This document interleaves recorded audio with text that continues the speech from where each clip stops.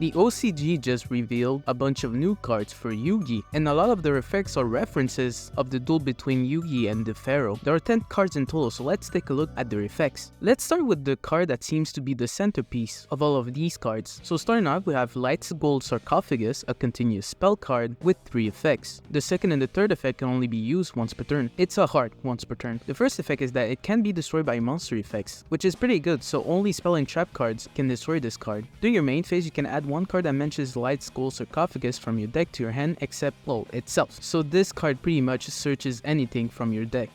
And the third effect is, if your opponent special summons a monster from the graveyard, you can discard one spell card and then target one of those monsters and send it to the graveyard. I love it. This is clearly a reference from the final duel where Monster Reborn was in the gold sarcophagus and then sent Slifer to the graveyard. Although it technically doesn't negate the summon, it just sends a monster to the graveyard. So some effects can still go through with this card, like some floating effects. I love that you can see in the artwork the gold sarcophagus opening, just like in the final duel when it's gonna reveal Monster Reborn in it. Now let's go through the rest of the cards, starting with the monster cards. First we have Gondor Gas, the Dragon of Destruction. I've always loved Gondor, so I'm glad he has another form. Anyway, it's a dark level 8 dragon effect monster with 0 attack and 0 defense, like every Gondor monster. It has 3 effects and a hard once per turn effect for its first and third effect. The first effect is, if you control Light's Gold Sarcophagus, you can special summon this card from your hand, so a free special summon. The second effect is, this card gains 300 attack for each banished card. And the third effect is, you can pay half your life point, destroy as many other cards on the field as possible, and if you do, banish them, just like the original Gondor. Then you can special summon one level 7 or lower monster from your deck that mentions Light's Gold Sarcophagus, and if you do that, it gains level up to the number of cards destroyed this way. Now I see how they made this card. They made it so that you clear up the field, special summon one Silent Swordsman or Silent Magician from your deck, and then you can attack for big damage. Next we have Silent Swordsman 0, a light level 4 warrior monster with 1000 attack and defense. It has 3 effects and a hard once per turn on the third effect. So, once per turn during the standby phase, increases this card's level by 1. And the second effect is, while this card's current level is higher than its original, it gains 500 attack up to the difference. These effects are literally the same effects of the manga. I'm glad they retrained this card so it has its original effects. The third effect is when your opponent activates a card effect that targets a card you control that is Light's Gold Sarcophagus or a monster that mentions it. Quick effect, you can negate the activation, and if you do, increase this card's level by 1. It's a neat little effect that protects your monsters and increases the level and attack of the Silent Swordsman. Next we have Silent Magician 0.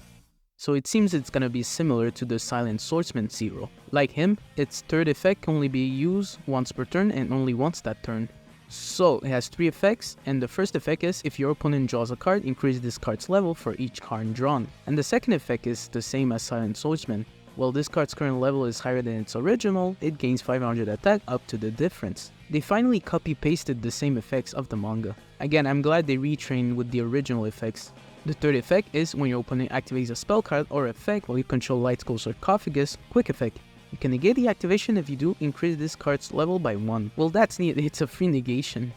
Next we have Tricolor Gadgets, an Earth level 4 machine effect monster with 1300 attack and 1100 defense. It has a hard once per turn on the 2 effects it has. The first effect is, if this card is normal or special summon, you can add one Light's Gold Sarcophagus or a spell trap that mentions it from the deck to your hand. And the second effect is, if this card is destroyed by battle or card effect, you can set one Stronghold, the Concealing Fortress, directly from your deck to your field.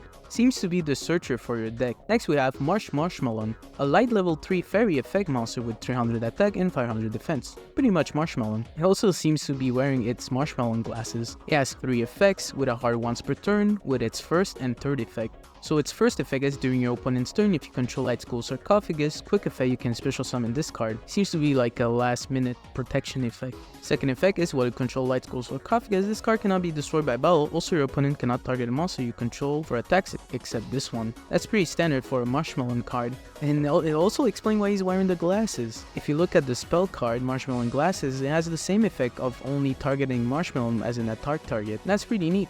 Its third effect is, if this card is destroyed by card effect, you can special summon one of Marsh Marshmelon that is banished or in the hand, deck, or graveyard except this card, and if you do, inflict 1000 damage to your opponent. It has a floating effect that comes from anywhere. I guess the only way to get rid of this is to banish it face down. Now let's see the rest of the spell cards. Times Silent, turn Silent. A quick play spell card.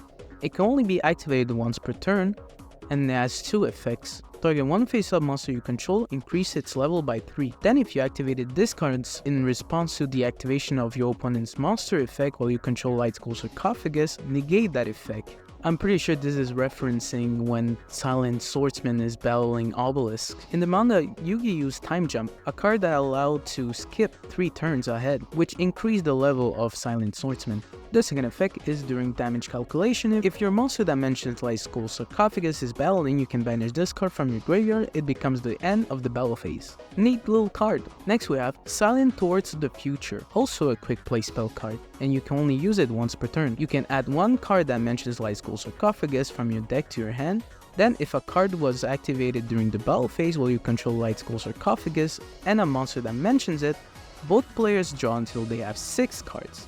I think it's neat that you can use it even without having to do the second part of the effect. So yeah, this card searches everything from your deck, and it also has the obvious reference to the final part of the duel where Yugi uses Card of Sanctity to increase the level of Silent Magician. I think there are right now at least 3 different cards that reference this scene, but now it's a bit more aligned with the manga. Our next card is Bonds of Comraderie.